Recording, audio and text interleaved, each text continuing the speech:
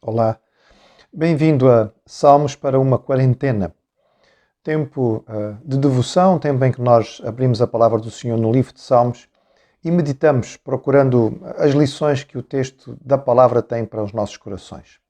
Queremos ler hoje o Salmo do número 103. O Salmo 103 é um salmo sobre a teologia da misericórdia, ou seja, nos fala sobre este aspecto extraordinário da graça de Deus para conosco, que é a sua misericórdia, a sua compaixão.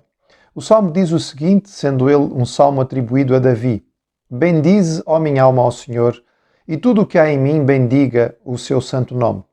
Bendize, ó minha alma, ao Senhor, e não te esqueças de nenhum só de seus benefícios.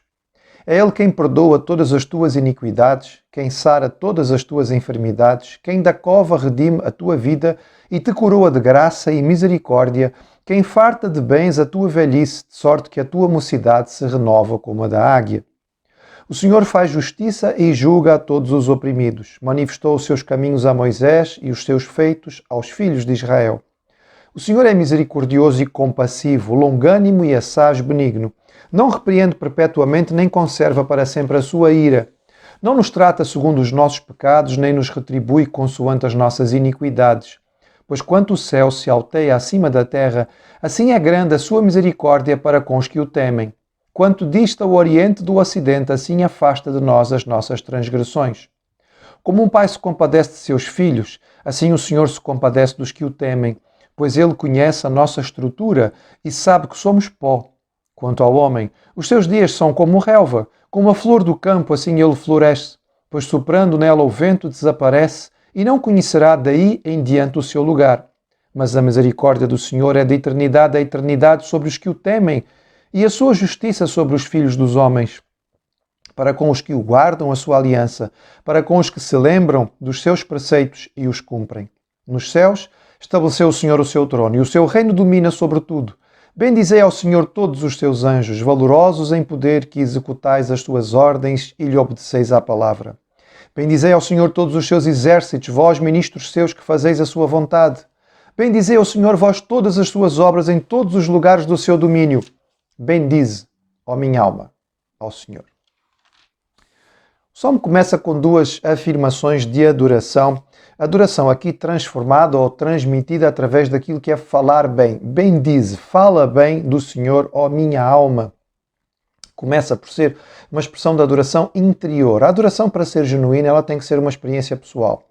Nós temos que ter a experiência com Deus e vivenciá-la. No nosso coração, nós precisamos de ter esta verdade, de estarmos satisfeitos, de estarmos contentes, de estarmos alegres com o Senhor. E então, por causa desta satisfação e desta alegria, nós poderemos expressá-la de forma pública. O salmista deseja que as bênçãos do Senhor estejam presentes à sua frente. Ele diz: eu não quero esquecer de nenhum dos milagres de Deus.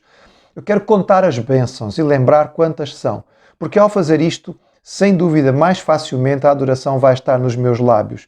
E nós sabemos que este é um aspecto muito importante daquilo que é a adoração. É nós lembrarmos aquilo que o Senhor tem feito. E depois ele então enumera aquilo que Deus faz. Quais são as misericórdias do Senhor? Quais são as bênçãos de Deus que eu tenho experimentado e pelas quais eu quero agradecer? Então ele vai enumerar, ele fala: o Senhor perdoa, o Senhor sara, o Senhor redime, o Senhor coroa, o Senhor farta, o Senhor renova. E realmente é maravilhoso meditarmos um bocadinho sobre isto. O Senhor é aquele que recupera fisicamente e emocionalmente, é aquele que nos sara espiritualmente também. Ele é aquele que renova as nossas forças, é aquele que nos salva da perdição eterna, é aquele que coroa as nossas vidas e nos farta com aquilo que realmente temos necessidade. Este salmo faz sentido, sendo ele de Davi, no contexto daquele que dizia que o Senhor é o pastor e por isso nada me faz falta. Ele exalta Deus como sendo aquele rei correto, que olha pelos que estão em dificuldade, que faz justiça aos oprimidos, que toma conta daqueles que estão em situação de dificuldade. Um Deus que tem misericórdia, com paciência, um Deus que aguenta, enfim, e suporta muita coisa. E ele então explica no que consta esta misericórdia do Senhor. Ele diz: O Senhor não nos repreende como nós merecemos. Ele não nos dá o pagamento dos nossos pecados. Aquilo que nós merecíamos, por causa das nossas transgressões, não é isso que Ele faz. Ele não nos retribui segundo as nossas iniquidades. Pelo contrário, no seu perdão e na sua graça, o Senhor afasta de nós os nossos pecados. E Ele usa aqui expressões bem visuais para nós imaginarmos. Ele diz: quanto o céu está acima da terra, quanto disto o Oriente do Ocidente. Este conceito, mais uma vez, nos mostra um salmista à frente do seu tempo. A noção de que Deus não somente perdoa, mas Ele afasta as nossas transgressões para que nós possamos aparecer diante dEle com a santidade necessária daqueles que convivem com o Senhor. Hoje, no Novo Testamento, muito tempo depois daquilo que foi escrito este salmo, nós compreendemos que esta é a realidade da nova aliança, do perdão do Senhor, da purificação absoluta daquele que confessa os seus pecados e é purificado das suas iniquidades. Mas o salmista tem esse vislumbre pela ação do Espírito Santo no seu coração muito antes da chegada do Evangelho. E por isso ele fala de forma tão bela e tão significativa, com esta figura, estas imagens da distância. E ele diz: e porquê o homem é apenas como a erva? Nós somos passageiros, nos nossos dias são como um sopro, esta imagem muitas vezes repetida nos Salmos, e no entretanto o Senhor existe de eternidade a eternidade. E a sua misericórdia se manifesta de eternidade em eternidade. Agora, conceito importante também, está aí nos versículos 17 e 18. Sobre quem se manifesta essa misericórdia de forma especial? Sobre os que o temem, sobre aqueles que guardam a aliança, sobre aqueles que lembram os preceitos e os cumprem. Faz-nos lembrar a expressão famosa do apóstolo Paulo em Romanos capítulo 8, quando ele diz que todas as coisas contribuem juntamente para o bem daqueles que amam a Deus. Não está dizendo que isto é generalizado para toda a gente. Sim, há uma graça comum que alcança toda a humanidade. Há bênçãos que o Senhor derrama sobre todos aqueles que são suas criaturas, mas as bênçãos especiais do Pai são reservadas para aqueles que são seus e não alcança todos.